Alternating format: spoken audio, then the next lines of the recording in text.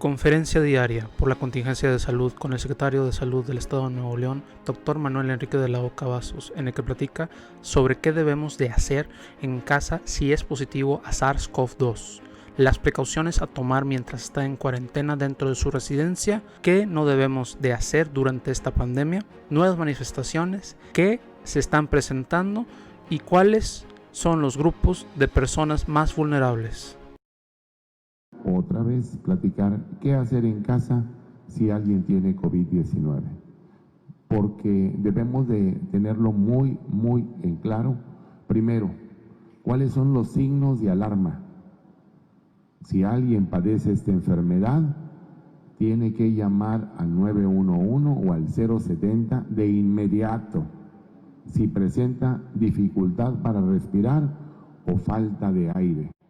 Como cuando ustedes están subiendo el cerro o haciendo ejercicio y ven que les falta el oxígeno, les falta el aire. Es un dato de alarma. Hace un momento platicaba con una doctora anestesióloga amiga y me dice: Manuel, se están muriendo porque llegan muy tarde al hospital. Y la doctora es excelente anestesióloga de un hospital privado y llegan tarde. Deben de llegar en forma temprana, no deben de llegar cuando ya presentan esto. Así que debemos de seguir reforzando todas estas medidas que deben de seguir los pacientes en casa. Una de ellas es dificultad para respirar o falta de aire. Otra es dolor o presión persistente en el pecho. Es un dato de neumonía o de pulmonía, como las conocen la mayoría de las personas, pulmonía o neumonía. Si hay dolor en el pecho, es otro dato de alarma. Coloración azulada en los labios o en el rostro o en las uñas. Significa que falta oxígeno en nuestro cuerpo. Si tienen los labios morados, las uñas de color morado, inmediatamente hay que acudir, pero no debemos esperarnos a esto. Si el paciente tiene fiebre, tiene mucha tos, empieza a tener datos de dificultad para respirar, inmediatamente hay que llamar y cuando presenten los síntomas, consultar con su médico. El médico es el experto, no todos los pacientes presentan los mismos síntomas. Hay que limitar el contacto. Aquella persona que está enferma, lo ideal es que permanezca en su propia habitación, alejado de las demás personas. Si le es posible, la persona enferma debe de usar otro baño. Me he dado cuenta que están enfermos y están en su casa, pero salen a la cocina a comer, o salen a la recámara o a otra recámara, o van a la sala a ver la televisión. Deben de permanecer en su cuarto y que ahí les lleven la comida, abran tantito la puerta, les dejen la comida y prácticamente no deben de salir por el tiempo que deben de permanecer, que mínimo es 14 días. Sin embargo, hemos visto pacientes que expulsan el virus hasta 28 días después. Es por eso que estamos recomendando el aislamiento por 28 días, porque he observado pacientes que se les realiza la prueba a las 3 semanas y expulsan partículas virales a los 25 días y traen virus en la saliva. Entonces, 4 semanas los damos de alta y ya no es necesario hacer la prueba. Hay que evitar recibir visitas. Cuando una persona está enferma, pues quieren ir a verlo los amigos o los demás miembros de la familia. Aquí no, prohibido las visitas. Hay que abrir las ventanas de la habitación para que circule el aire. Hay que evitar compartir artículos personales.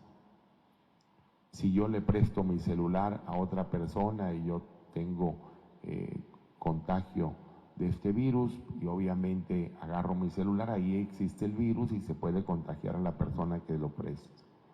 Entonces, no hay que compartir los artículos personales, obviamente no hay que compartir los platos, las tazas, los vasos, los cubiertos, las toallas, la ropa de cama. Hay que lavar muy bien todos los utensilios, los platos, los utensilios de cocina con agua y jabón.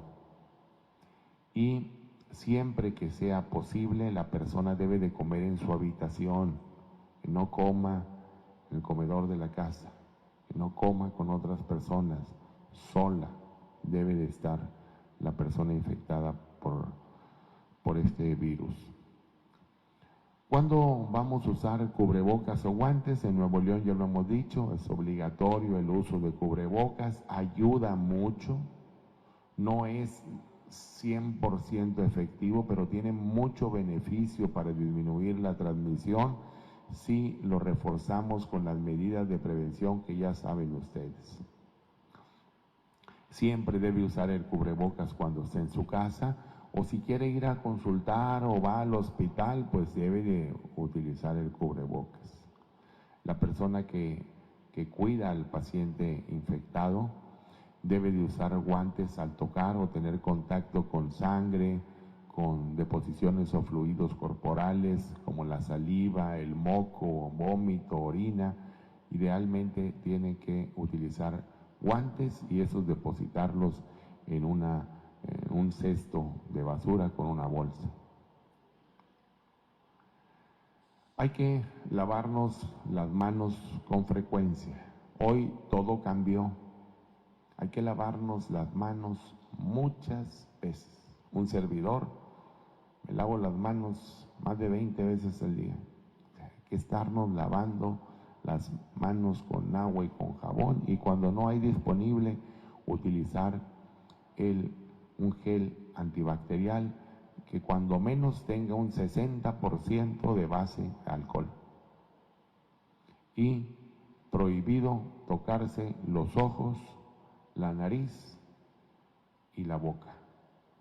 Es conveniente, pues en ocasiones tenemos comezón en un ojo. Hay que agarrar mejor un pañuelo desechable y rascarte con el pañuelo desechable, o si vas a sonarte la nariz, pues utilizar un pañuelo desechable y tirarlo y lavarte las manos muy bien. Debemos de incrementar todas las medidas de prevención.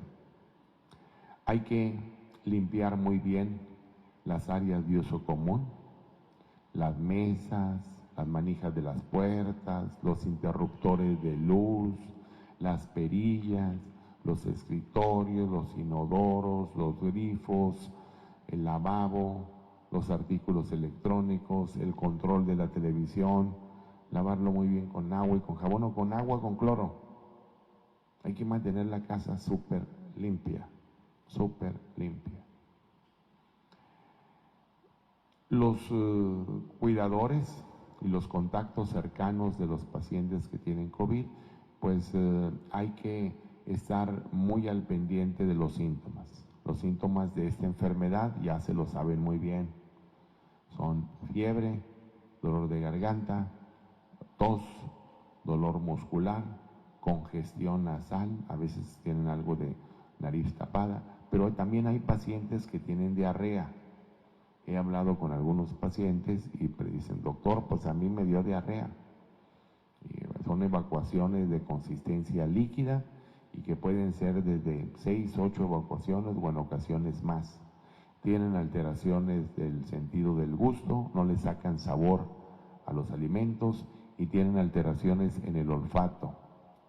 Pero también me he dado cuenta que muchos pacientes son asintomáticos, es decir, no tienen síntomas, están como si nada tuvieran y tienen COVID.